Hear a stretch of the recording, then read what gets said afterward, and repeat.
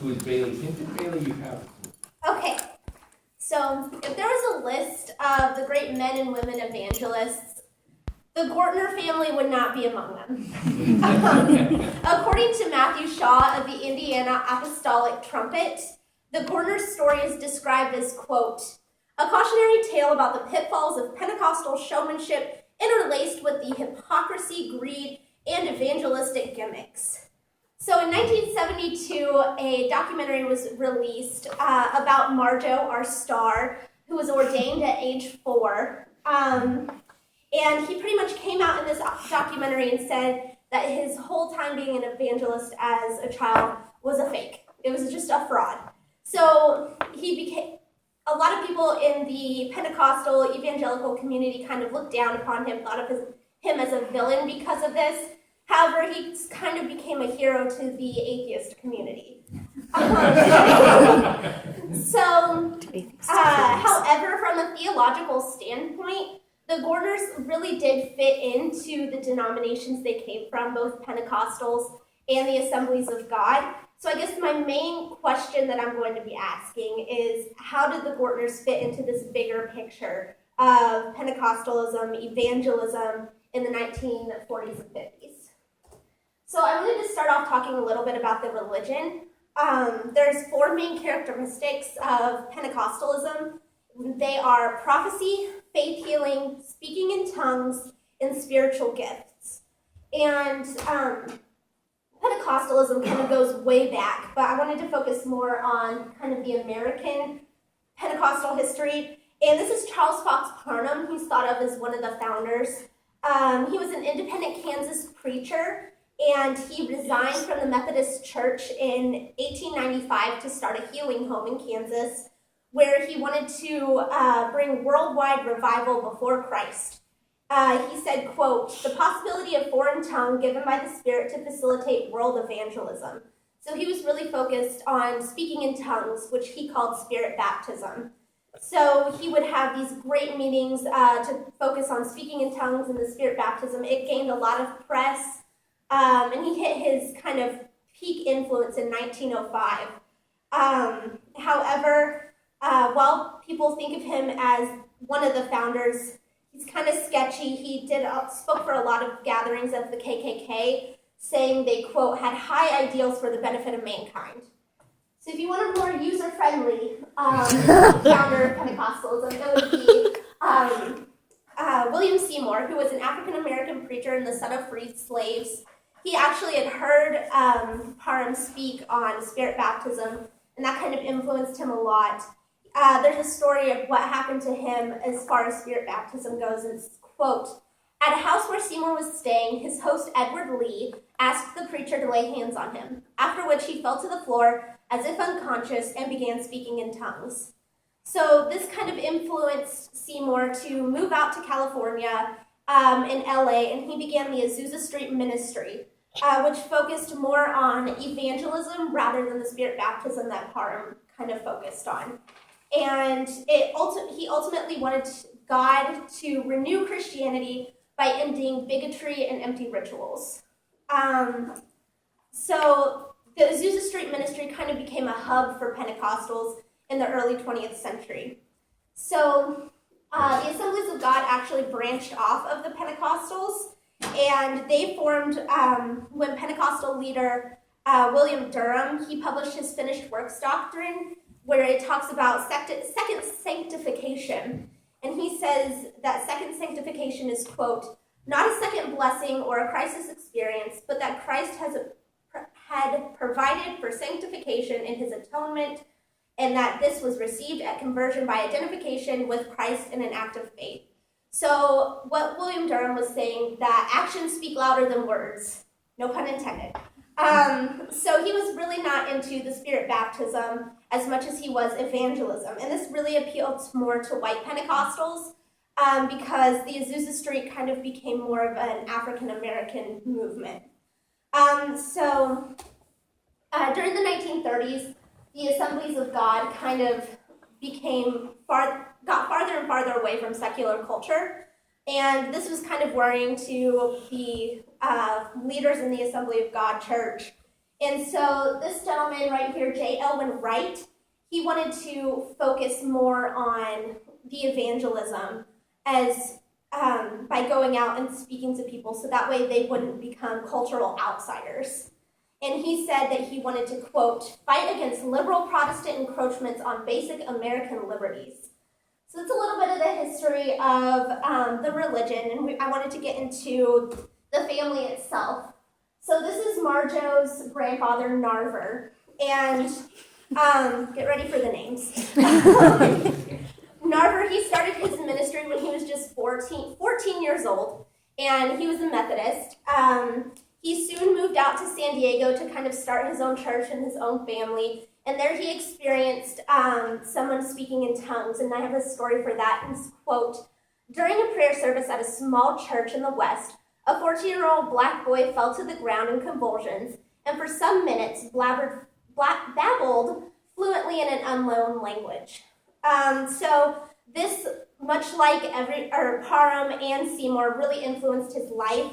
He went to prayer camps where he experienced speaking in tongues himself, and because of this, he joined the Pentecostals in 1915, and then joined the brand spanking new Assemblies of God in 1919. We want to move to Marjo's father, Vernon, and that's him there with his old family. I will get to that. He followed in his father's footsteps and became a minister. And he got married, and he settled down and had 4 children. There's 2 of them. His wife's head wouldn't fit in the picture. So he really had a love of money. That was one of the main things that was driving Vernon Gortner. And because of that, he would bring kind of traveling evangelists to his church, because they would stay for 2 weeks at a time, and it would bring a lot of revenue, a lot of donations to the church. And that's how he met Marge. So Marge Gortner, she was raised by Reverend H. Stuart McMillan, and just to kind of give you an idea of her upbringing, he often quoted, quote, "Let your women keep silent in the churches, for it is not permitted unto them to speak, but they are commanded to be under obedience, as also saith the law." Marge didn't listen to that at all. She grew up independent and strong-willed, and she knew that she wanted to be an evangelist. So she formed the Canadian Sisters, which was a traveling evangelist group, along with her good friend Lenore Blonde. And her big kind of ministry, or gimmick, as Marjo would call it in the documentary, was Wheelchair to Pulpit, where she tells the story of how she had gotten in a car accident, she was kind of paralyzed, and Jesus had come to her and said that if you work for me, I'll heal you. So that was the story she would tell. It would bring in great donations. So she met up with Vernon Gortner at his church, and Vernon instantly fell in love with her. The 2 of them ran away to Las Vegas because Vernon decided he was going to leave his family out of nowhere, and so they could await the divorce in Vegas. So it wasn't long until Marjo was born. There was a complicated birth, which I have a film at the end. It will get into that. But his first debut was at a Christmas parade when he was only 3, and he could do baton twirling. He knew how to play instruments, so he was a perfect little performer. And then at the age of 4, he became an ordained minister. And Lewis Wolf, who wrote for the Chicago Tribune, he kind of heard about Marjo through local papers, and he's like, this is going to be a great story. So he kind of talked Marge and Vernon into getting him ordained. So Marge was all totally about that. And so it's actually legal in the state of California. I'm sure it's not anymore, but he got ordained. And what's one thing that an ordained minister should do is perform a wedding. So the video will go into the wedding a lot more, but this was also Lewis Wolf's idea again. So the press did not handle this well at all. They thought it was a disgrace against traditional marriage, but it did not faze Marjo or the family a bit. They started gaining more in popularity. So they started going on the road and traveling to do evangelist shows. And so you have to wonder, what does a 4-year-old preach about? Well, he had to memorize his sermons. And this is done in some kind of unorthodox ways that I'm sure today, as well as back then, is considered child abuse. Once again, the video is going to go into that. But it's very hard to have a 4-year-old memorize, I'm sure you can believe. So Marge would do some terrible things to him. But he did memorize some sermons. And so they needed a place to go. So Vernon's job was to go ahead and set up meetings. And sometimes those would be 100 miles away. He would drive and go to the newspapers, put up advertisements. And when he would go to the newspapers, they would say, oh, you need to talk to the religious editor. And he would say, no, I need to speak to the entertainment editor. And he said, quote, no, thank you. Godly people read the religion page.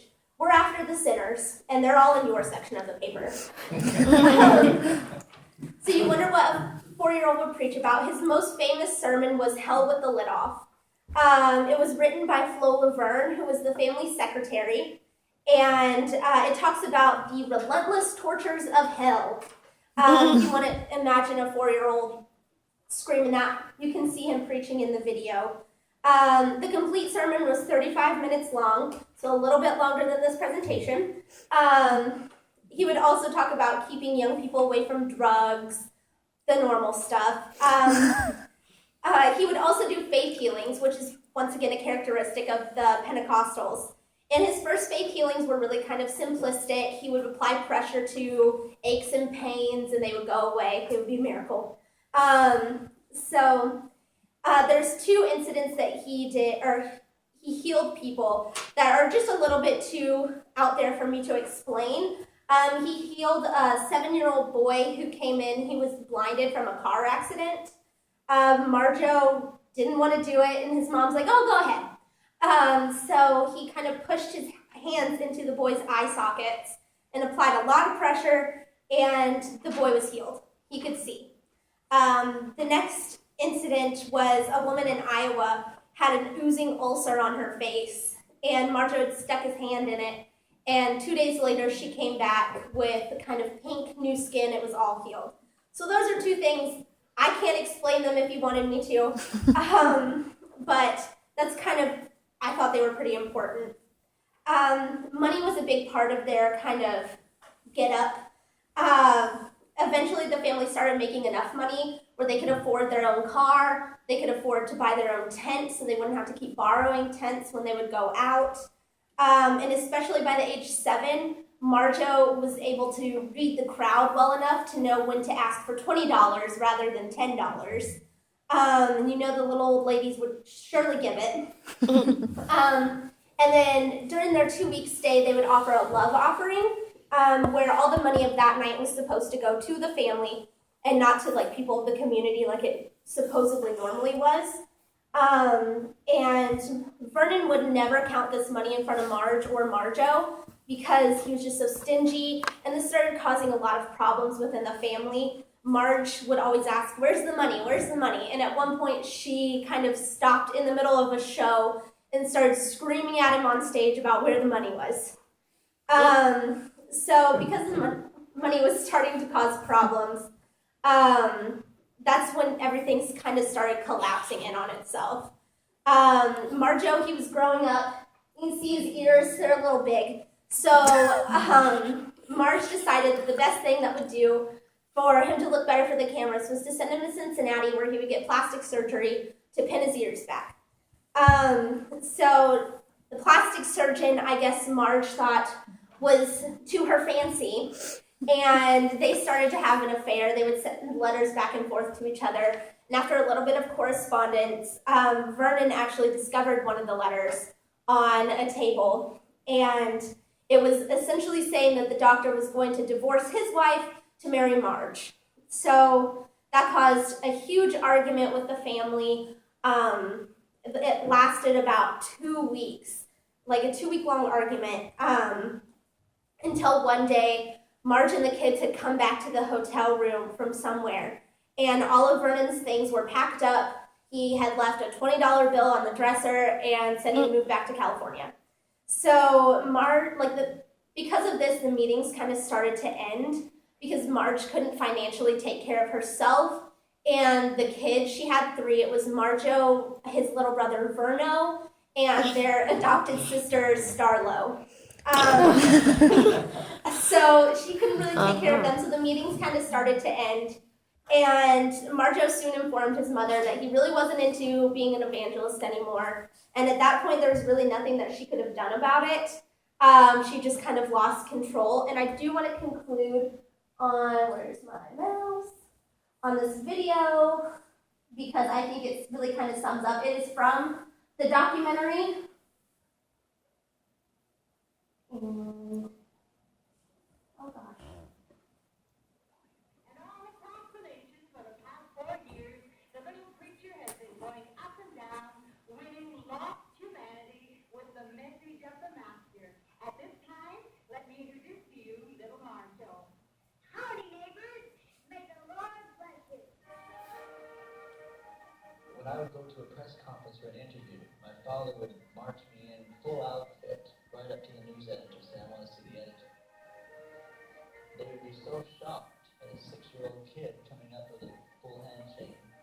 I would say, how do you do, Mr. Smith? My name is Marshall Gordon. I'm in town to give the devil 2 black eyes. The guy's falling out of his seat, and he would say something back like, you're a minister? Yes, that's right. The Lord called me to preach when I was 4 years old. Do you memorize your sermons? Absolutely not. I get them in my sleep. Sometimes I get them while I'm driving down the road. But they all come from God. Rest assured that you're listening to me. Rest assured that you're listening to an 8-year-old boy. Rest assured that you're playing a record. It's just as sure that you're going to go to hell if you're not saved. I stand firm and I believe that the Bible is the Word of God.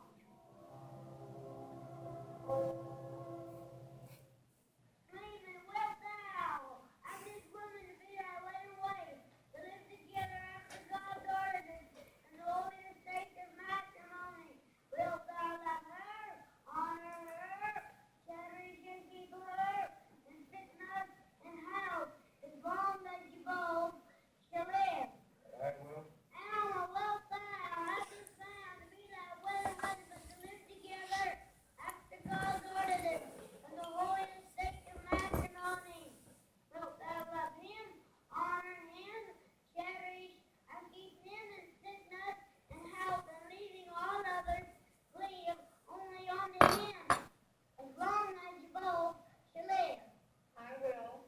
Place this ring on your forefinger. If the law of the state of California does not define what a minister is, and recognizes the child of 4 years as a minister, then we should bring about a change in the law and insist that a minister be at least 21 years of Those age. and God join together, let not man put asunder. Raymond, salute your bride. As far as I'm concerned, I think this savors of assorted sensationalism and is disgusting. It is a dangerous reflection on the sanctity of marriage. The name Marjo is a combination of Mary and Joseph. When I was born, it was really a miracle because I was born by cesarean. And when they opened up my mother, the cords wrapped around my neck 3 times. So I guess I did start off with a legitimate miracle. At this time, I would like to present to you the world's youngest ordained minister and the world's youngest evangelist, Marjo Gordner. Marjo started preaching when he was 3 and a half. Today is Marjo's 8th. I remember my mother going through very, correctional activities, you might say, to get me prepared to say the wedding ceremony, because I had to recite the whole Episcopal ceremony verbatim and write my name on the certificate. I'm not sure, but I think they had, a preaching number planned for me coming from such a long background of preachers, and my mother being a very flamboyant evangelist. As a child, I'd want to go out and play. I'd have to spend hours and hours, memorizing. My mind would slip. Finally, my mother would begin to lose her patience with me, and she would put a pillow over my head maybe and smother me for a little bit. Other times, she'd hold me under the water faucet, but she never wanted to put any marks on my body because she knew I had to be in front of the press, so she never hit me or anything. I thank God for my fine Christian mother that taken me to Jesus. If we had more good Christian mothers that would teach the boys and girls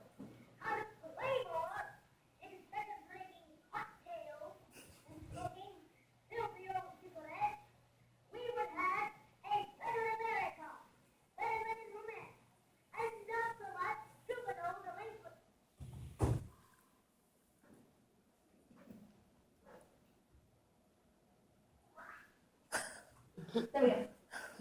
Want to open it up for questions?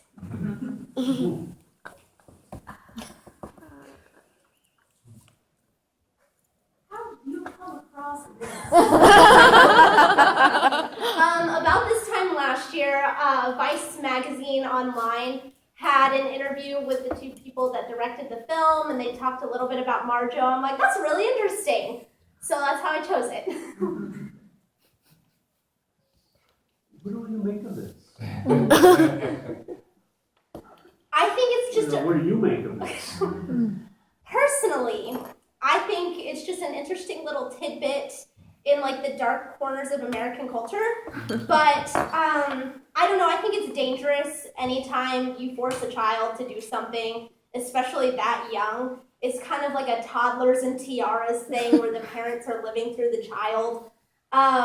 So like the documentary is really interesting. He comes back and he's like, I had an interesting childhood. He never saw any of the money, so he was just kind of like a pawn to his parents. I think Marge Gortner's one of the worst people that's ever lived, but Well, there was a piece in the Sunday New York Times Magazine, probably late summer, early fall, on child evangelists in Brazil. And as you know, at least according to this article, there's loads of these kids roaming around, healing and preaching and prophesying and all of that.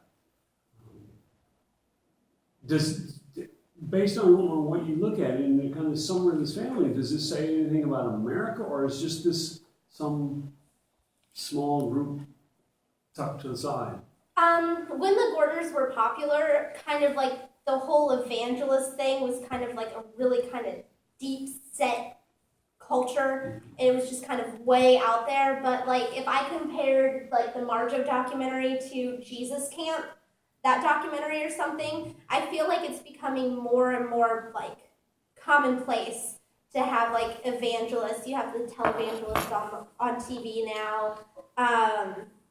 I can't remember his name, but Billy something. He's really popular. So, and like even Ben Carson, who's running for president, is saying that he's like an evangelical Christian, who I think William Seymour resembles a lot. But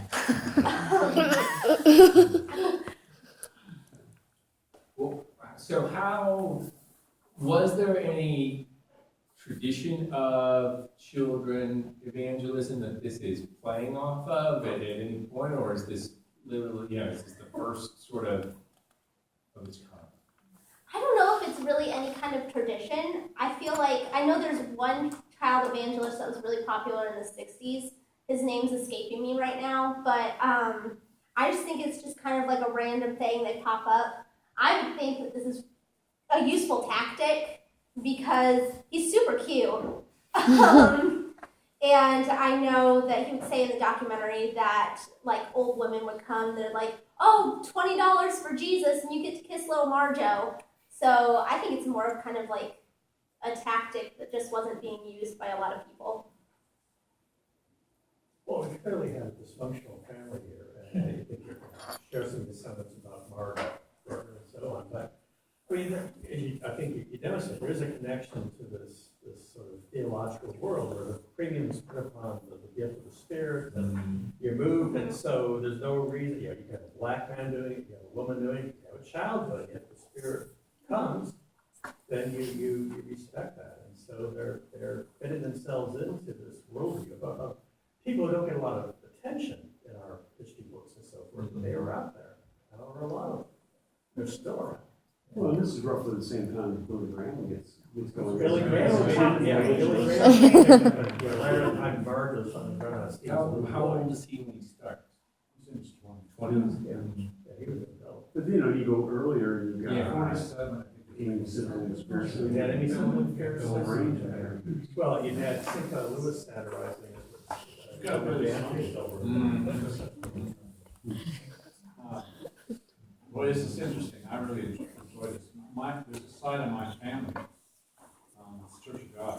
And my great uncle was one of the founders. He was the general overseer of the whole United States for the Church of God, and one of the founders of Cleveland, the college in Cleveland. So that whole side, you know, they're really into this. And I think you're right on with it. It's about the spirit. There's another side of this. First of all, it's the great equalizer, right? You can go all the way back to the Middle Ages. Mhm. You can, Hildegard of Bingen or Julian of Norwich, they always claim to have some kind of special divine revelation, and therefore that trumps the man. And Marge seems to have claimed this too, from what you were saying, right? That she had been healed, and in return she was going to be devoted to Christian service, and it gives her authority. There's another side of this that's really interesting because it's anti-education. It's rejecting all the ideas of having to have a Master of Divinity degree to be able to be a minister in the church.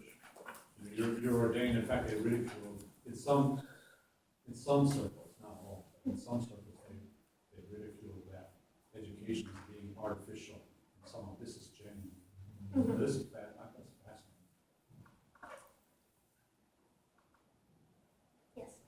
What's with the whole speaking in tongues thing? So I just feel like it's too Harry Potter-ish for me.